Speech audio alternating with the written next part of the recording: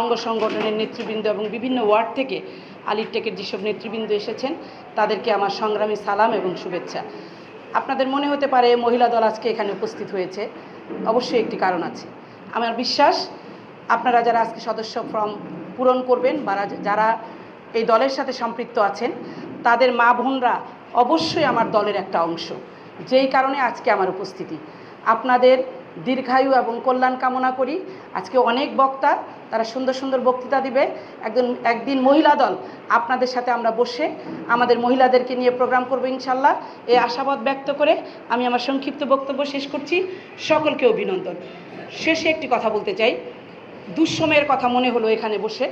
যারা আমরা হামলা মামলার শিকার ছিলাম, যারা ঘরে থাকতে পারি নাই, যাদের স্বামীরা বাইরে ছিলেন, যারা আমাদেরকে কান্ডারির মতো পথ দেখিয়ে নিয়ে গেছেন, টর্চের আলোর মতো অন্ধকারে আমাদেরকে পথ দেখিয়েছেন, আপনারা অবশ্যই তাদের পাশে থাকবেন এবং নমিনেশনের আগ মুহূর্ত পর্যন্ত আমরা তাদেরকে ছাড়ব না। আমরা চাই আমাদের মধ্য থেকে নেতৃত্ব তৈরি হোক, আমাদের নেতারাই এমপি হোক, মন্ত্রী হোক, আমাদের সিটি কর্পোরেশনের মেয়র হোক, আমরা শেষ মুহূর্ত পর্যন্ত তাদের সাথে ছিলাম, তাদের সাথে থাকবো ইনশাল্লাহ। অন্যদিকে যাবেন না।